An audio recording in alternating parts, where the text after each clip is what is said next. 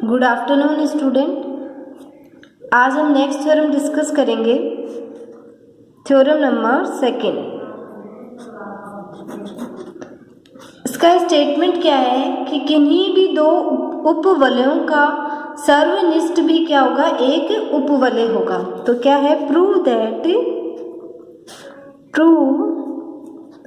That the intersection of two subring is also a subring। कोई भी दो उपवलय हैं तो उनका क्या है, सर्वनिष्ठ भी क्या होगा, एक उपवलय ही होगा। ठीक है। अब जैसे हम क्या है, उपवलय सिद्ध करेंगे किसी को भी, तो जो हमने फर्स्ट थ्योरम की थी उनमें जो दो स्टेटमेंट दिए गए थे कि a और b यदि s का एलिमेंट है तो a माइनस b भी s का एलिमेंट हो जाता है, और एक a डॉट भी s का एलिमेंट होता है, तो s क्या होगा, आपका उपवलय होगा। ठीक है। तो इसी का यूज करेंगे हम। ये हमारा क्या था, जैसे ग्रुप में 1 स्टेप टेस्ट होता है वैसे ही सबरिंग में ये 1 स्टेप टेस्ट है। कौन सा है 1 स्टेप, कि s क्या होगा, is a subring of R, कोई भी रिंग R दे रखी है, if for all a b belonging to S, A minus b S का मेंबर होना चाहिए और A डॉट बी S। बस ये दो चीजें ही हमें प्रूव करनी होती है। ठीक है। तो हम मानते हैं, माना कि let us assume that S तथा T किसी वलय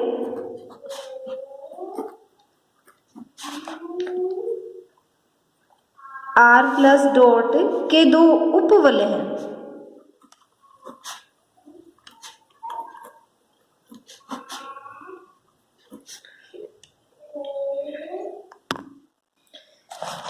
दो उपवलय हैं। अब क्या है,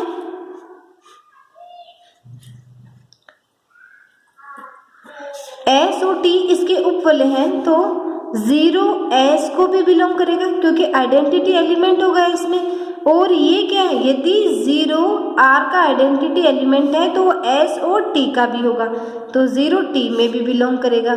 इसका मतलब दिस इम्प्लाइज 0 बिलोंग करेगा S इंटरसेक्शन T में। ये क्यों दिखा रहे हैं हम बता रहे हैं कि S इंटरसेक्शन T है वो रिक्त नहीं है। ठीक है। अरिक्त समुच्चय है किसका, आपके R का। हाँ, तो हमने S और T को अरिक्त बताया। This implies S intersection T क्या है, अरिक्त उप समुच्चय है,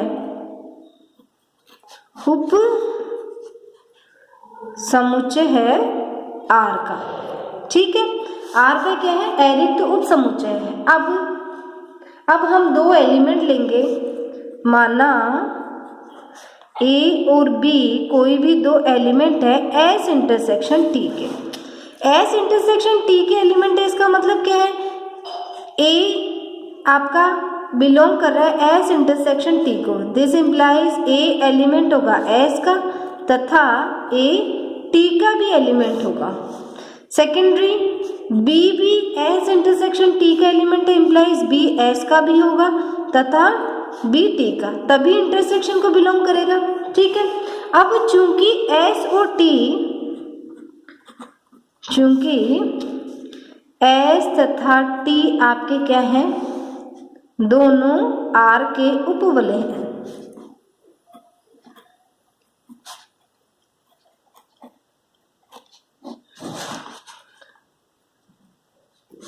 इसलिए दोनों क्या है, R के उपवलय। इसलिए A belonging to S, B belonging to S implies A minus B भी S का होगा तथा A 1 स्टेप ऐसे A डॉट B भी S का होगा। एक तो ये हो गया, और ये A T को भी बिलोंग कर रहा है और B भी T को बिलोंग कर रहा है। This implies A minus B भी T का एलिमेंट होगा तथा A डॉट B भी T का होगा। ये आपका फर्स्ट और ये सेकेंड। ठीक है। अब ये दोनों एलिमेंट S में भी है T में भी है, तो इनके इंटरसेक्शन में भी होंगे, और ये एलिमेंट भी S में भी है T में भी है, तो इंटरसेक्शन में भी होगा। फ्रॉम अतः 1 व 2 से from equation first and second a minus b क्या करेगा, बिलोंग करेगा किसको, एस इंटरसेक्शन टी को, तथा a डॉट बी भी बिलोंग करेगा किसको, एस इंटरसेक्शन टी को, जहाँ फॉर ऑल आपका क्या है, a और b किसके एलिमेंट है, एस इंटरसेक्शन टी के। तो वन स्टेप टेस्ट हमने प्रूव कर दिया कि a और b एस इंटरसेक्शन टी के लेके चल रहे हैं, तो a माइनस बी भी एस इंटरसेक्शन टी का होगा, a डॉट बी भी।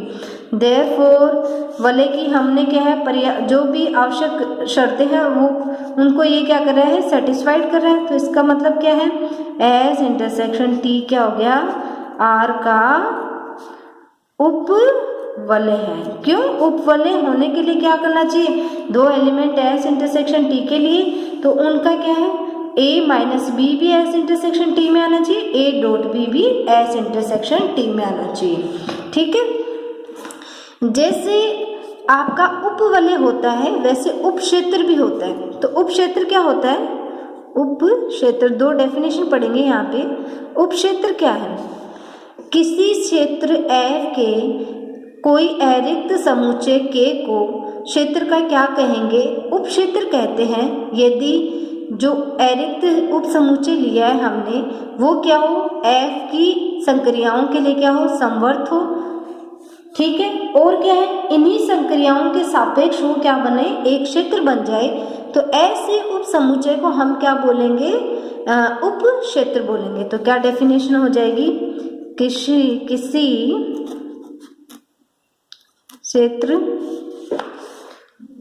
क्षेत्र के एक अरिक्त उपसमुच्चय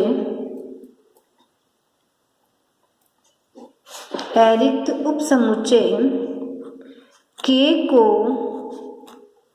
क्षेत्र F का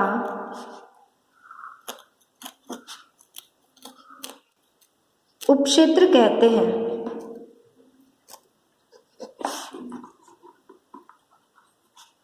यदि K F की संक्रियाओं के सापेक्ष समवर्त हो, संक्रियाओं के लिए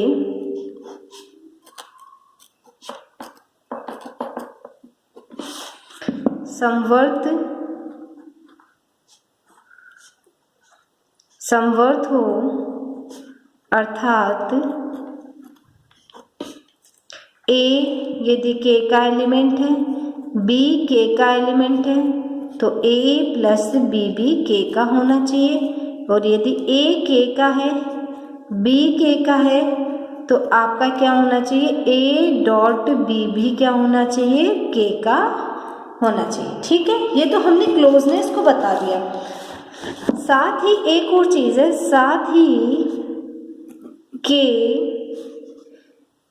इन प्रेरित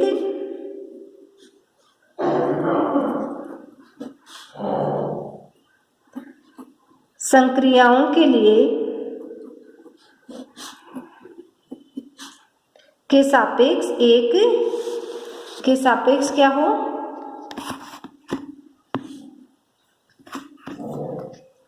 के सापेक्ष एक क्षेत्र हो।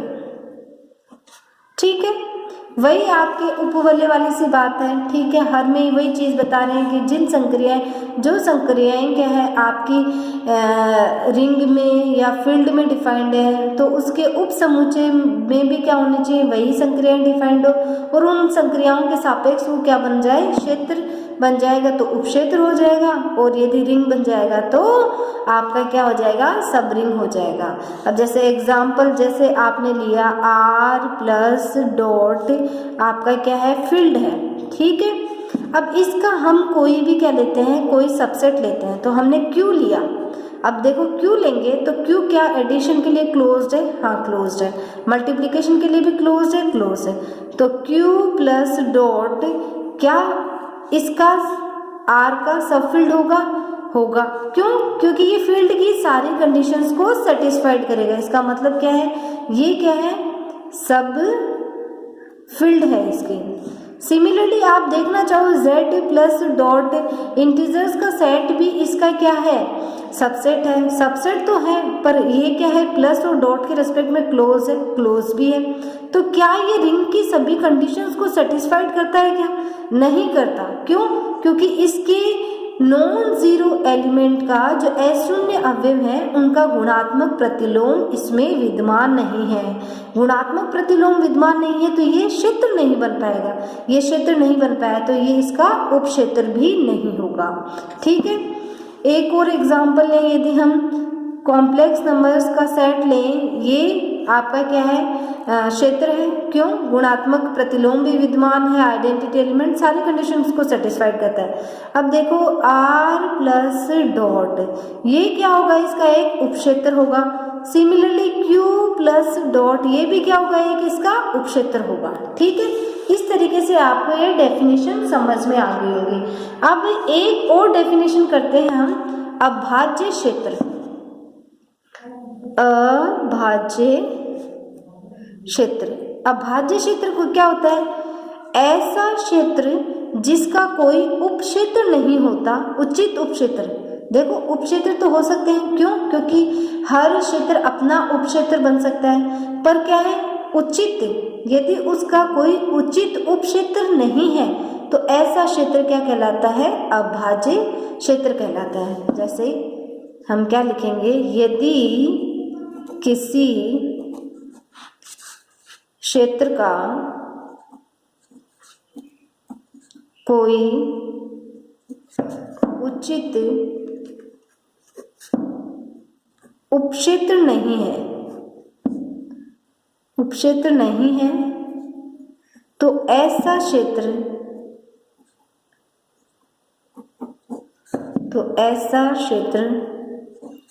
अभाज्य क्षेत्र कहलाता है। अभाज्य क्षेत्र कहलाता है। ठीक है, कल की क्लास में हम आपके इनसे रिलेटेड कुछ थ्योरम करेंगे। ठीक है, ओके।